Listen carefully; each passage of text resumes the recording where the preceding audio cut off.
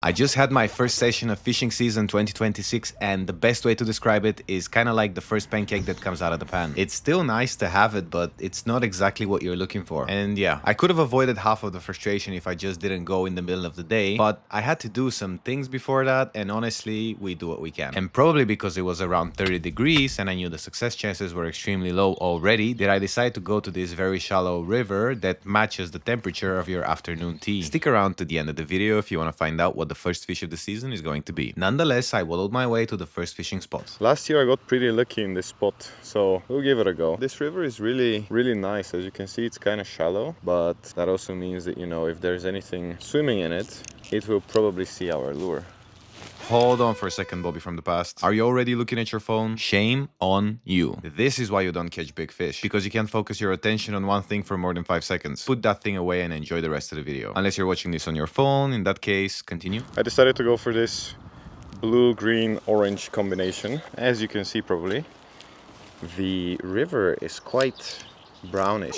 If it's so brown, then I expect the fish are not really able to see, and maybe they're passive, maybe they're just staying on the bottom, and if they see something to eat, they're just gonna go and bite it. So I do feel like this is like a passage for fish where like predators like to linger. So we're gonna do a few casts like on the left side, on the right side, you know, we'll see. We might end up getting lucky.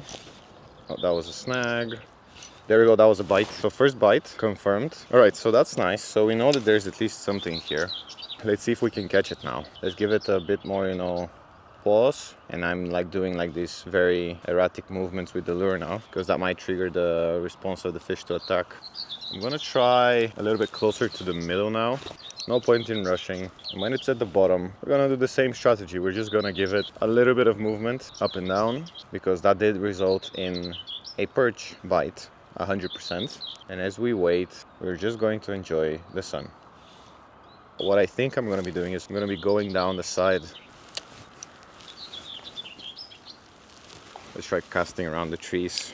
Like I said, I think that's our best bet. And honestly, like the spinner now seems like a feasible option as well. Oh, that's awful. The only way I can get it out now, I think, is with the fish. Trying to make it seem like... No. I mean... Oh! Yes! Well, lucky me, I get a second try, second life. And that's much better. It's generally a really nice spot, but I do think that at the moment it's really too hot for and too sunny for the fish to be here. So what we want to do generally is we want to go to a place where there's shadow and there's depth. So I think we are going to try the canal. So this seems like quite a deep area, at least much deeper than what I was expecting the river to be. I'm gonna still try to, you know, keep it in the area of the wall over here, because generally speaking, perch like to hide in these sort of places. Do a nice long cast. That was a bite. Dang it. I was just about thinking like how, you know, I need to move spots again and just go to a completely different area. And we got the first tiny little bite. So especially here, I've had a lot of gobies attacking my lure. But if we end up catching one, I mean, I wouldn't be mad. I would just be disappointed. But yeah, so we're gonna continue moving about, trying to catch the fish that we want to catch. And hopefully we're gonna end up getting that. Highest chance, highest probability is goby and then perch. Then third probability is a pike, I would say, and then fourth probability is a zander. I do see like lots of roach swimming in front of me. That means that there's plenty of bait fish in the area for the predators to eat. And in my opinion, you know, if I was a predator, this seems like a pretty good spot. This is the perfect time to mention that all the sets I'm using in this video can be found in the description box below. So I will do something fun, and I will switch to my slider. This is a lure by Salmo, but this is the color we're going for. Very interesting. So make sure to cast quite long and then give it like some twitches so it goes left and right.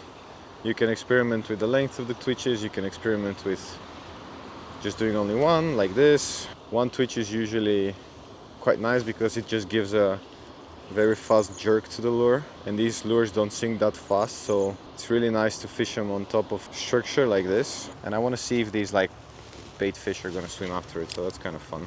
Literally hundreds of these bait fish swimming after my sliding lure. I mean, they're so amused by it, but you know they're not gonna bite, so it's like talking to a 10 out of 10 in the club and you know nothing's gonna lead from that. So I mean, honestly, might as well just try different spots. Like, this is just enough to get me going, seeing fish swimming after my lure. What I really want is something on my hook. Besides getting blue balls from the 2 bites that we missed and the roach swimming after my slider, I left the session without having anything to show for it. The 2 hours I spent on the bank felt almost like a waste of time had it not been for the good weather that we had. I even tried fishing a local pond for a bit, but again, not much success there as well. But I think that's part of the beauty of fishing. And I keep having to remind myself that fishing is not only about catching fish. It's about listening to the song of the birds. It's about listening to the water flowing around you. It's about being in nature and going to places that not many people go to. This might even sound strange to some of you city folk, but even having random bugs landing on my face and having my feet itch from all the mysterious plants I've rubbed off trying to get to my fishing spot brings back fond memories of me being a kid and just playing around in the countryside with my friends. We both know it's time to change strategy, so what I decided to do is to go out in the afternoon chasing Zander. I'm going to show you quickly the lure I'm using. It is a Berkeley lure and it's one of my favorites, and I hope I'll be able to show you why. Usually in this spot it brings a lot of fish, so make sure you tighten up your drag. You don't want it to be too loose for this sort of fishing, because when they bite, man, they bite really hard. Now this is kind of crazy. I mean, if the water level drops any lower, we're going to collect like a lot of lures from that place. All you need to do is just let it sink to the bottom. You need to have an appropriate sized lure of relative size, around 10 centimeters. 10 to 12 centimeters seems to work best in my opinion. You need to have the right weight associated with it. So in my case, I'm using 15 grams. Now this is... So there is a big snag over there. Oh, we managed to get free. Yay. P-break. P-break over, and let me tell you, my pee has the color and consistency of a Fanta lemon. It is crazy. I need to get some liquids in my system because this is not normal. Haven't seen any fish besides the ones in my feet. Haven't seen any movement of fish.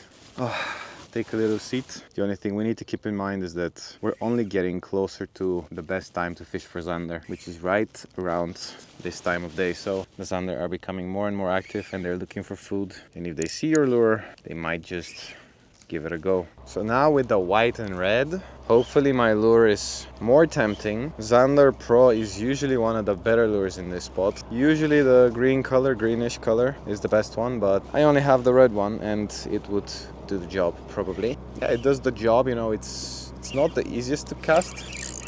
Oh, finally. Could be just a sleepy Zander, but I do think that this might be our first fish of the day. Yeah, baby! The tiniest Zander ever, but you know, we'll take it. First of the season. It came just to the right time to prove that there is fish in this area, and it just managed to spit my lure out. So thank you for unhooking yourself, buddy. Yeah, so here we go. Our first fish of the trip. It's not the biggest one, maybe around 40 centimeters. Definitely a tiny boy. Time for you to go where you came from and then grow bigger so we can enjoy catching you in the future as well. All right, nice. Quick release. Like I said, Zander Pro is one of the best lures in this spot. The greenish color usually is the best one. As you can see, the red and white seems to be doing the job as well. Can we get that dreamy 90 centimeters Zander? I mean, that's on my bucket list. Like, my bucket list is still to catch that 1 meter pike, that 90 plus Zander, and of course, if I'm able to catch a catfish, any sort of catfish, I'll be really, really happy. Besides that, you know, Aspius, I've had quite a few. Don't really measure them too much. I mean, I'm happy when I catch them, but I don't really chase them too actively. So the 50 centimeter perch is still on the line. Like, I still haven't had the success on that one. Whoa, what a strike over there. Can I catch it is the question. Like, that would be so amazing if I catch that fish. Seriously, man, like, where the hell is this fish? Like, they strike and then they dart off immediately. So you just hear them for a second and then they're gone. And to be fair, you know, not skunked. So really happy about that. First fish of the season and on the Zander Pro. So, I mean, is that poetic or what? It's highly unlikely that that's the only Zander in this area. For any of you that are wondering, I am using my Stradic Seabass rod from Shimano. It is for Seabass, but it does perform really well in these conditions for Zander. It is a rod which is one piece on the top. it attaches straight where the reel is, especially combined with the Exsence 4000. This is a reel which has the insides of a Stella and the outsides of a Vanquish, basically, as far as I understand it. This makes it lighter to fish with, but also gives it that power. Needless to say, I was pretty happy with that Zander, but the SPS kept exploding all around me and the temptation was seriously getting to me. It's so tempting, seriously. Yeah, for sure need to do that, man. They're exploding every few minutes. This is the spot I'm gonna get to, and we're gonna switch lures to a hard bait. Let's see what we have. So I think this one is a decent choice. Oh, that was easier than I thought. Everything seems nice and tight, just how I like it. Oh, this is gonna be killer.